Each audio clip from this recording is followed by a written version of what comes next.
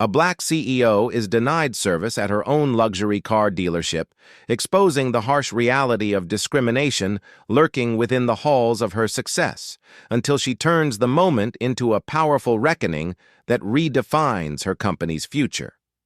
The morning sun cast long shadows across the pristine lot of Sterling Motors, one of the most successful luxury car dealerships in the city. Mercedes, BMWs, and Audis gleamed under the carefully arranged lighting, their chrome reflecting the promise of success and achievement. Maya Sterling, 45, stepped out of her sleek black Tesla Model S, her designer heels clicking against the polished concrete. She was impeccably dressed in a tailored navy blazer and matching pants, her natural hair styled in an elegant updo.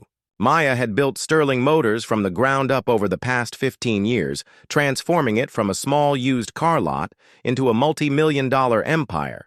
Today was supposed to be a surprise visit to see how her newest location was performing. Before we go any further, comment where in the world you are watching from and make sure to subscribe, because tomorrow's story is one you don't want to miss. As she approached the gleaming glass entrance, Maya noticed the busy showroom floor through the windows. Customers browsed the vehicles while sales representatives in crisp uniforms attended to them with practiced smiles. The sight filled her with pride. This was her vision brought to life. The automatic doors whooshed open and Maya stepped inside, immediately struck by the cool air conditioning and the subtle scent of new leather. The showroom was magnificent, with polished marble floors reflecting the overhead lighting and luxury vehicles positioned like works of art. She had personally approved every detail of this location's design. Derek Morrison, 38, the dealership manager, was speaking with a sales associate near the service counter when he noticed Maya enter. Derek was a tall, lanky man with slicked-back hair and an expensive suit that didn't quite mask his underlying insecurity. He had been hired 6 months ago and had impressive credentials, but Maya had never met him in person due to her busy travel schedule overseeing multiple locations. Derek's eyes immediately assessed Maya, taking in her appearance and making instant judgments. He saw a well-dressed black woman, but his mind didn't connect her to ownership or executive status. Instead, he saw what his biases told him to see: someone who probably couldn't afford the vehicles surrounding her. "Excuse me," Derek called out, his voice carrying across the showroom with an edge of authority. "Can I help you with something?" Maya turned, surprised by the brusque tone. She was accustomed to being greeted warmly at her dealerships, though usually the staff recognized her immediately. "Good morning. I'm just looking around, getting a feel for the place." Derek approached, his expression skeptical. Looking around. "Ma'am, these are very expensive vehicles. Perhaps you'd be more comfortable at one of our partner lots that specialize in more affordable options." The words hit Maya like a physical blow. In 15 years of building her business, she had encountered discrimination before, but never so blatantly in her own establishment. She took a deep breath, maintaining her composure. "I think there's been a misunderstanding. I'm perfectly capable of affording anything in this showroom." Sarah Chen, 28, a young sales associate with kind eyes and genuine enthusiasm for her job, overheard the conversation. She felt uncomfortable with Derek's approach, but wasn't sure how to intervene without risking her position. Sarah had been with the company for 2 years and loved working for Sterling Motors, though she had never met the owner personally. Derek's expression hardened. He had been having a stressful morning dealing with inventory issues and was in no mood for what he perceived as time wasters. "Ma'am, I'm going to have to ask you to leave unless you have serious intent to purchase. We're very busy today, and our sales team needs to focus on qualified customers." Maya felt her heart racing, a mixture of anger and disbelief coursing through her veins. "Qualified customers? And what exactly makes someone qualified in your opinion?" "Look, I don't have time for games," Derek said, his voice rising slightly. "You walk in here in that outfit, looking around like you're window shopping. This isn't a museum. If you can't show me proof of income or financing pre-approval, I'm going to have to ask you to leave." The showroom had grown quieter, with other customers and staff beginning to notice the commotion. Sarah stepped closer, her discomfort evident. "Mr. Morrison, perhaps we could—" "Sarah, please escort this woman out," Derek interrupted, not taking his eyes off Maya. "And in the future, we need to be more selective about who we allow to browse our inventory." Maya stood perfectly still, for a moment, her mind racing. She thought about revealing her identity immediately, but something held her back. She wanted to see how far this would go, to understand the true culture that had somehow developed in her absence. "I see," Maya said quietly, her voice steady despite the storm of emotions inside her. "So you're saying I don't belong here?" "I'm saying this is a business, not a charity," Derek replied coldly. "We can't have people treating our showroom like their personal entertainment." James Rodriguez, 52, the head of security, had been watching the interaction with growing concern. James was a veteran employee who had worked for Sterling Motors since its early days. He recognized Maya immediately, but was positioned across the showroom and couldn't hear the conversation clearly. He began making his way over, sensing trouble. Meanwhile, customer number 1, an elderly white gentleman in casual clothes examining a nearby Mercedes, had been listening with increasing discomfort. He approached the group, clearing his throat. "Excuse me, but I couldn't help overhearing. I've been browsing here for 20 minutes in my golf clothes, and no one has questioned my ability to purchase. This seems rather unfair." Derek turned. To the man with a completely different demeanor, his voice immediately softening. "Sir, I apologize for any disturbance. I'm Derek Morrison, the manager. How can I assist you today?" The contrast in treatment was stark and obvious to everyone watching. Maya observed this interaction with a mixture of sadness and determination. This was exactly the kind of discrimination she had worked her entire career to eliminate. Sarah finally found her voice. "Mr. Morrison, I don't think this is appropriate. Every customer deserves to be treated with respect."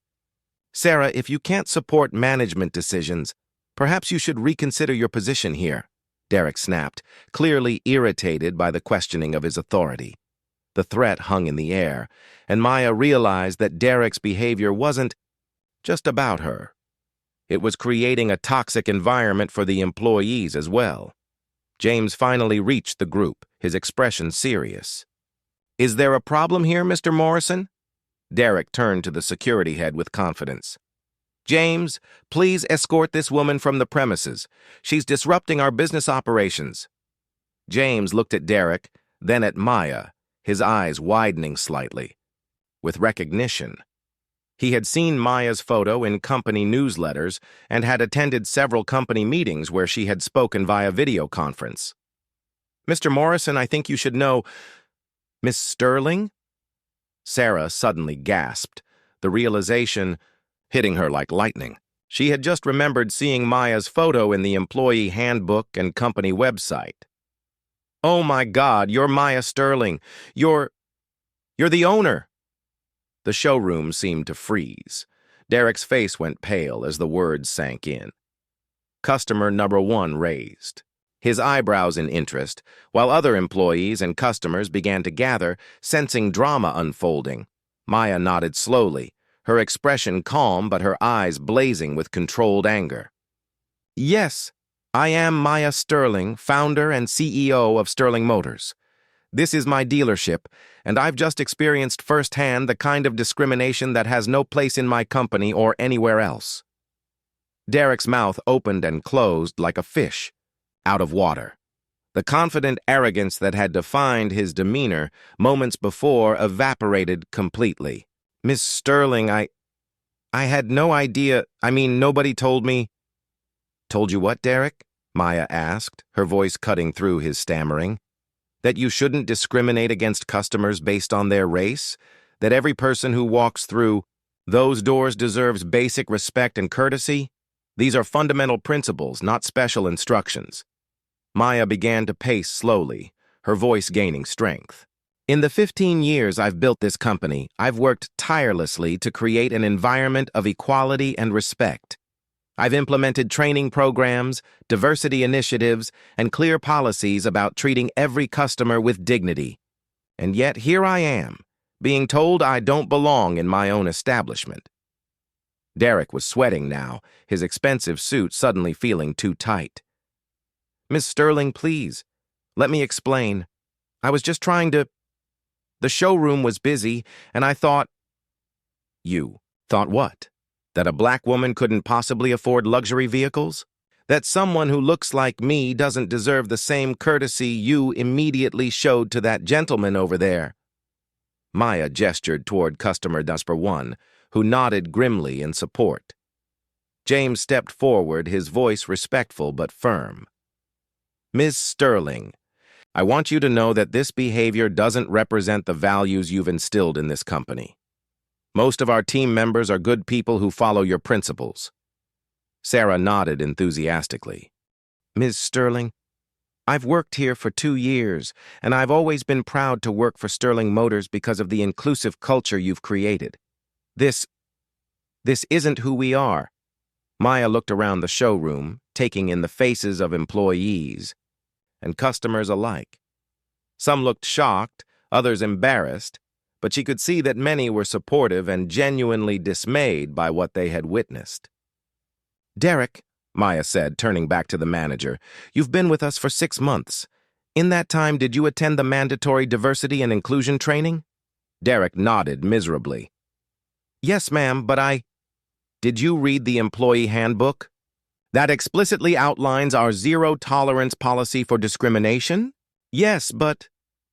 And did you understand that Sterling Motors was built on the principle that every customer, regardless of race, gender, or appearance, should be treated with equal respect and professionalism? Derek's shoulders sagged. Yes, Ms. Sterling. I understood. Maya took a deep breath, her decision made.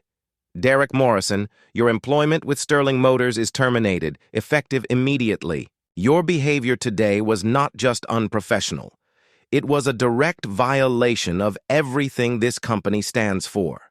You will not receive a recommendation, and your final paycheck will be processed according to company policy. The words hung in the air like a verdict.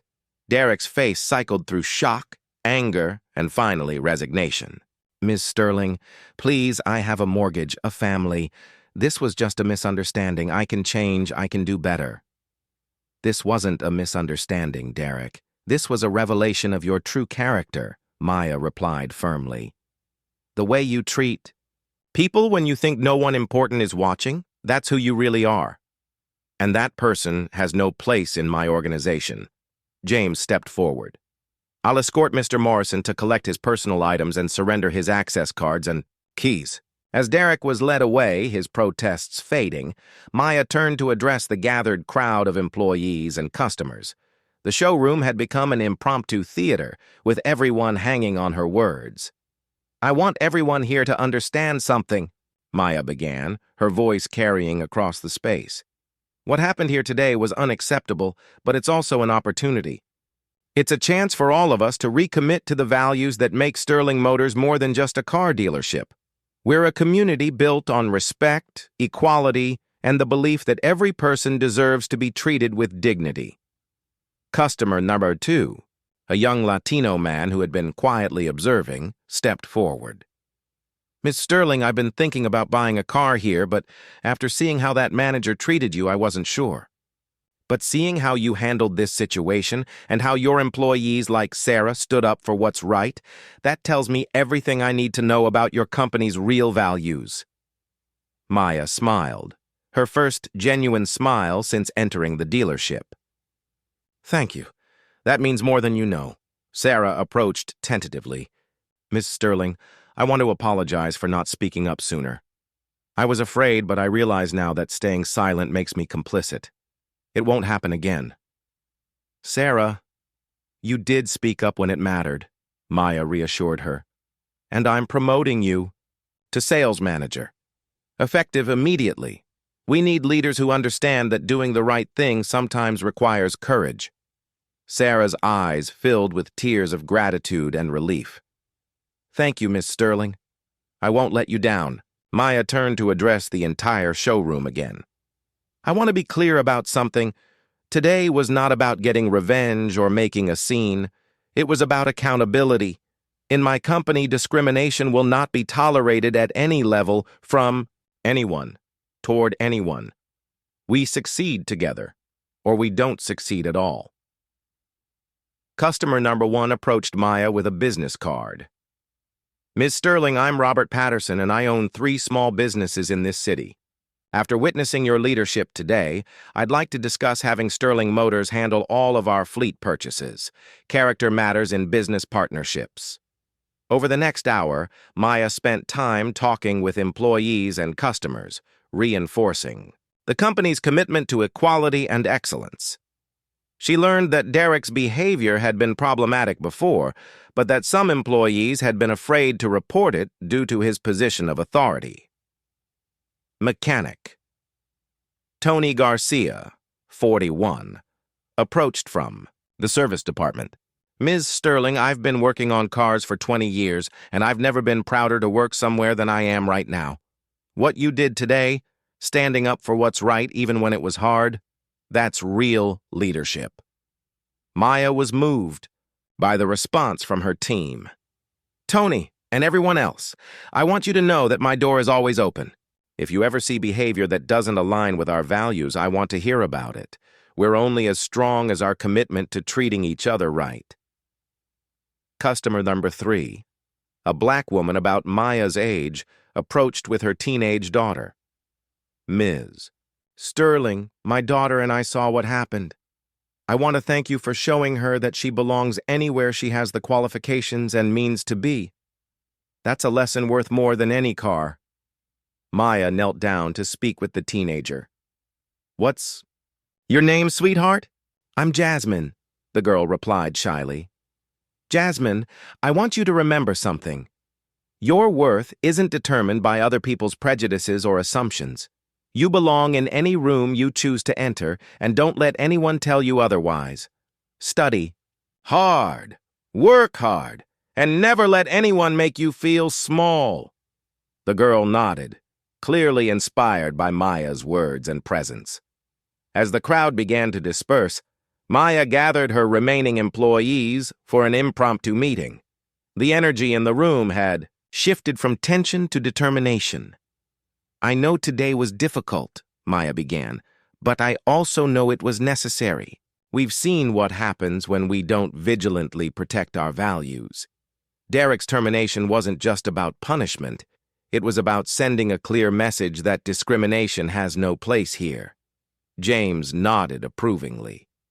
Ms. Sterling, the team respects what you did today. It takes courage to stand up for principles even when it's costly. Speaking of cost, Maya continued, I'm implementing several changes immediately. First, we're expanding our diversity and inclusion training to include monthly workshops, not just annual sessions. Second, we're establishing an anonymous reporting system so employees can report discrimination without fear of retaliation. Third, we're partnering with local community organizations to ensure our hiring and customer service practices reflect our commitment to equality. Sarah raised her hand. Ms. Sterling, as the new sales manager, I'd like to propose that we create a mentorship program pairing experienced employees with newcomers. That way, we can ensure everyone understands not just our policies, but our culture. Excellent idea, Sarah. Make it happen. Maya felt a surge of optimism. Sometimes the most difficult moments led to the most positive changes. Customer far before, an elderly black gentleman approached the group. Excuse me, Ms. Sterling, I couldn't help but overhear. I'm a retired educator, and I've been looking for a meaningful way to volunteer my time. If you're serious about community partnerships, I'd like to help with your training programs. Maya extended her hand to shake his. Mr. Washington, Dr. Charles Washington. Dr. Washington, I would be honored to have your help. Experience and wisdom like yours is exactly what we need. As the afternoon wore on, word of the incident began to spread through social media and local news outlets. Maya received calls from other business owners, community leaders, and even competitors, expressing support for her actions. Her phone buzzed with a text from her assistant at corporate headquarters. "Ms. Sterling, the story is going viral. All positive responses. 3 job applications already from people who want to work for a company with real values." Maya smiled at the irony. Derek's discrimination had inadvertently created a powerful moment that reinforced everything Sterling Motors stood for. Sometimes the worst behavior brought out the best in everyone else. Sarah approached with a clipboard. "Miss Sterling, we've had 6 serious inquiries about vehicle purchases just this afternoon. It seems word is spreading about what happened and people want to support the company." "That's wonderful, Sarah, but remember, we're not capitalizing on this incident. We're simply continuing to be the company we've always strived to be. Treat every customer with respect, provide excellent service, and the business will follow naturally." Tony Garcia emerged from the service department, wiping his hands on a rag. "Miss Sterling, I wanted you to know that the service team has been talking. We're all committed to making sure every customer feels welcome here, whether they're buying a car or getting an oil change." "Thank you, Tony. That means everything to me." As evening approached, Maya found herself alone in the showroom, looking out at the lot where luxury vehicles gleamed under the security lights. She thought about the journey that had led her here, from a young woman with a dream and a small loan to the CEO of a multi-million-dollar enterprise. The discrimination she had faced today wasn't new to her. She had encountered it countless times throughout her career, from bank loan officers who questioned her business plan to suppliers who initially refused to take her seriously. But she had persevered, building not just a successful business, but a company culture that actively fought against the prejudices she had experienced. Derek's behavior had been a painful reminder that the work was never finished. Discrimination could creep into any organization if vigilance was relaxed even for a moment, but today had also shown her that the values she had worked to instill were real and strong. Her employees had recognized injustice and stood against it, even when it was difficult. Her phone rang, interrupting her thoughts. It was her daughter, Alexis, 22, calling from law school. "Mom, I saw the news. Are you okay?" Maya smiled, hearing the concern and pride in her daughter's voice. "I'm fine, sweetheart. Actually, I'm better than fine. Today was hard, but it was also a reminder of why we do this work. I'm proud of you, Mom, not just for building the company, but for standing up for what's right, even when it was your own employee discriminating against you. Thank you, baby. That means more than you know." The next morning, Maya arrived at the dealership to find a small crowd gathered outside. Local news crews were setting up, and several community leaders had come to show their support. The story had indeed gone viral, with hashtags like Sterling Motors Values and Leadership in Action trending on social media. Reporter Jessica Martinez approached with a camera crew. "Ms. Sterling, can you tell us about yesterday's incident and what it means for your company moving forward?" Maya straightened her shoulders, ready for the interview. Yesterday was a reminder that discrimination still exists, but it was also a demonstration of what happens when people choose to stand up for what's right. At Sterling Motors, we believe every person deserves to be treated with dignity and respect, and we're committed to making that belief a reality every single day. What message do you have for other business owners who might be watching? My message is simple. Your company culture isn't what you put on a website or in a handbook. It's what happens when you think no one important is watching. Make sure that in those moments, your employees are reflecting the values you claim to hold dear. As the interview concluded, Maya noticed several people in the crowd holding signs of support. One read, "Sterling Motors, where values matter." Another said, "Thank you for standing up." Dr. Patricia Johnson, president of the local chapter of the NAACP, approached Maya after the interview. "Ms. Sterling, I wanted to personally thank you for your courage yesterday. Too often, discrimination goes unchallenged because people are afraid of the consequences. You showed that doing the right thing is always worth it." Dr. Johnson, Thank you for coming. I hope yesterday's events can be part of a larger conversation about equality in business and beyond. They already are.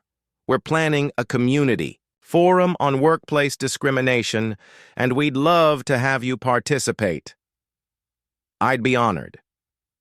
Reverend Michael Thompson from the largest church in the area joined the conversation.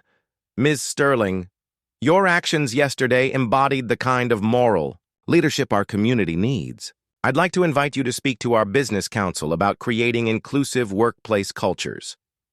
Maya felt overwhelmed by the positive response, but also aware of the responsibility it represented.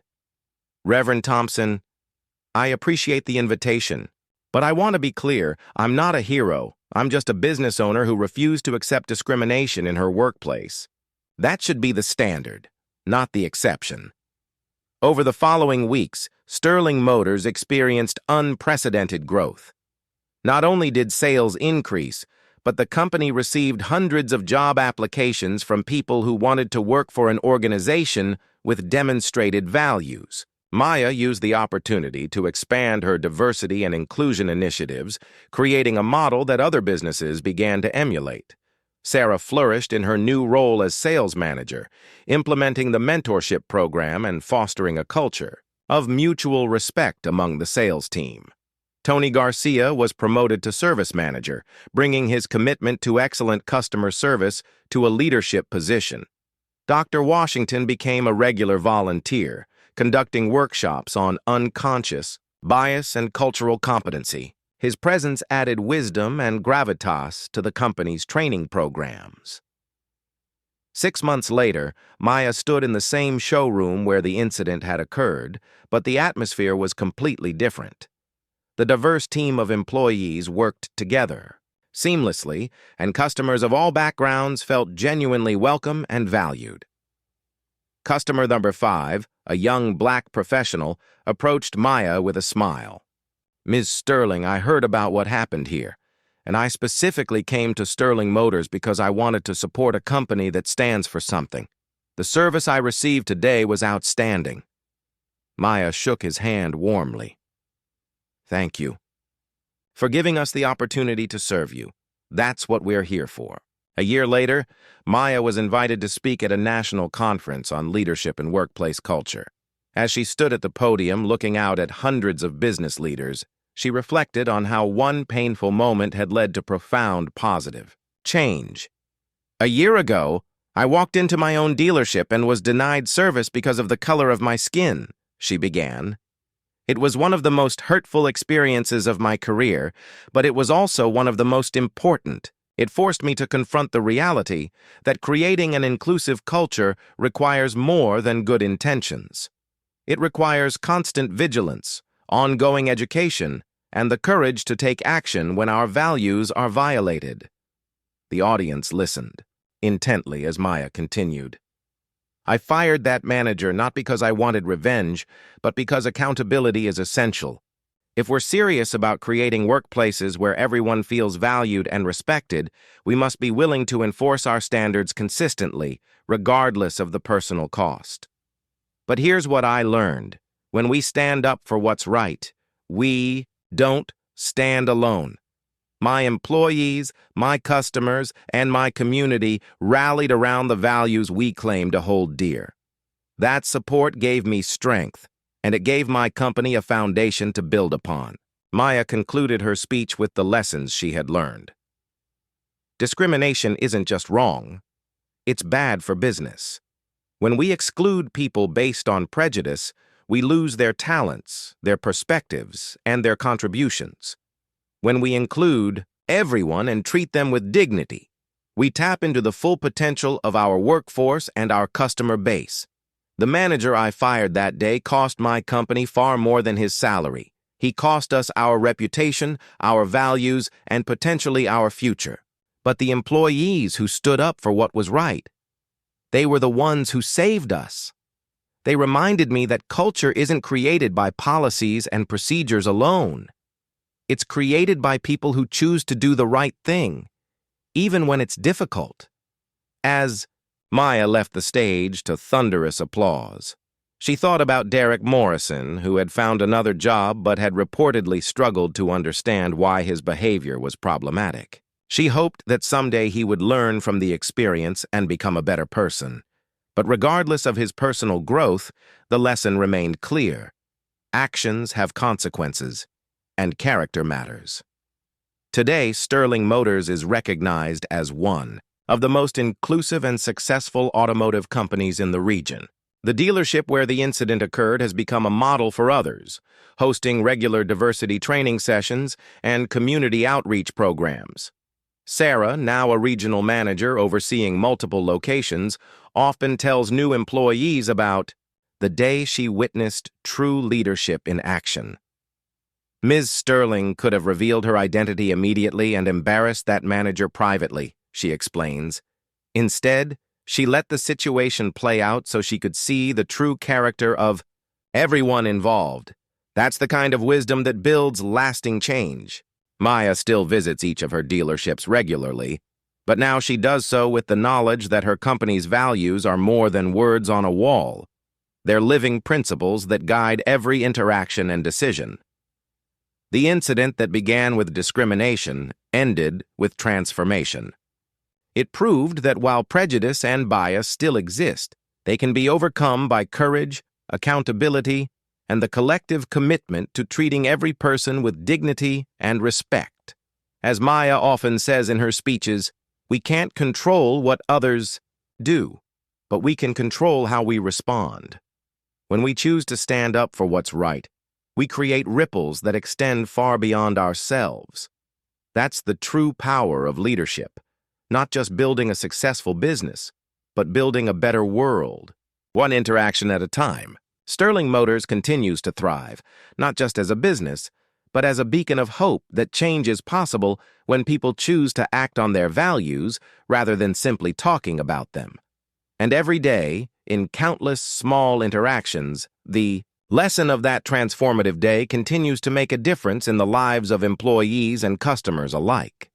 The showroom where discrimination once flourished now stands as a testament to the power of accountability, the importance of inclusive leadership, and the truth that justice, when pursued with courage and conviction, can transform even the most painful experiences into catalysts for positive change.